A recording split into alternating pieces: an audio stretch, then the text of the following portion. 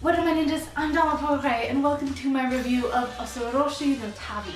This is the 8th episode of our final Ninja Turtles season, on top of being the 2nd episode of our Yojimbo arc.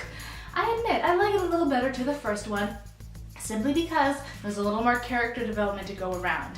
Leo and Usagi both struggled with poor judgment and even butted heads. Thankfully, they've resolved their issues by episode's end. That character development provided a bit more of a character-driven plotline, which helped make things feel a little more natural. It boiled down even to the action. Every fight, even against the Tanuki, had a purpose. Now the reason why I said the Tanuki are important is because they help Leo and Usagi recognize that a bit of sacrifice goes a long way to establishing important allies and relationships. That being said, the turtles spent a little too long chasing those little buggers around to the point where it affected the pacing of the episode as a whole. Now let's move on to the references in this episode. The Bugs Bunny one was really funny, a complete classic, but it was the only one I picked up on to any TV series or movies. If you picked up on others, feel free to comment down below. I'd love to hear you. I do admit though, the comics are another big reference. Now that's not just because we are in Usagi's world, but it's also because of the Japanese mythology ingrained into this episode. Stan Sakai normally brings in Japanese stories and figures to really flesh out his Edo Japan-like world. So when you see the Tanuki and the Spider Lady Joroguma, you know where that's coming from. A big shout out, by the way, to Andre Losif. His comment in my last video actually really highlighted how deeply this show is ingrained in the comics. Feel free to check it out. And by the way, just a shout out to Usagi Yojimbo, issue number 10, The Blade of the Gods. Really good one. And thanks again, Andre. I really do appreciate your insight, man. Yojimbo, I demand you take me around the forest and carry me! Kentaro was a bit of a useless character in this episode. I gotta admit, I did not appreciate his character. Now, Dom and Raph said it best. Pugtaro has potential as long as he drops that holier-than-thou attitude. It would go a long way to endearing us to him, on top of endearing the turtles to him, and him to the turtles. That being said, I can't imagine him being nice. As much as I hate it, that entitled character of his is already so integral to his nature. That's not a good thing.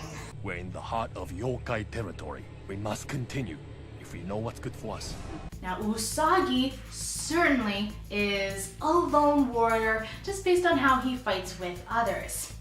He doesn't quite understand the strength in numbers, and that his limitations don't apply to everyone in his group, at least when you're talking about strong fighters. Now, his judgment when it comes to the supernatural and other quirks of his world is sound. The turtles don't understand these aspects, and as such, his limitations certainly apply to them. Now, if it seems confusing, like when do limitations apply? How do you balance all these skills? Good. Thing is balancing oneself and a team is quite an art. Usagi is still a formidable swordsman and quite a forgiving samurai as well, especially when greeted with an authentic apology. It is heartening to know that his and Leo's friendship is well underway. I'm sorry I didn't listen to you sooner. I was arrogant. Thank you for everything. Now Leo's had a lot of practice balancing different skill sets, what with his brothers, their father, minute animals, and so on. On top of that, he takes great care to avoid high risks to his team. As he shared with Master Splinter a long time ago, losing his family is one of Leonardo's greatest fears. Now here comes Usagi. He's blundering his role as leader and sending the team off a cliff. Of course, Leo, being protective of his turf, is eager to take back the reins.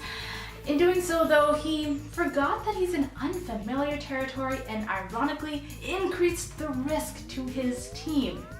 Good thing about Leo is that he readily apologizes once he realizes his mistake. That makes him exceptionally mature for his age, no matter what Jay says about him being a child. I sense the evil inside of you, Leonardo, and I will purge it. Now I have 2 words for Jay.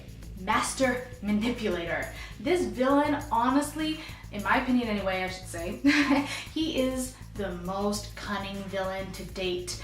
He knows how to defeat his enemies by using their strengths and their fears against them. Just take how he toyed with Leo. On top of that, he is a master at revealing his powers at the right moment. He never reveals too much, so you don't know what his weaknesses are, but he also won't allow his enemies to underestimate him, I should say. As long as they fear him, he can easily undermine them. Now, as much as I admire him, I still don't know what his ultimate endgame is. It's clearly something sinister, but I thought it was limited to Kentaro. What do the turtles have to do with it besides them being the heroes of the show?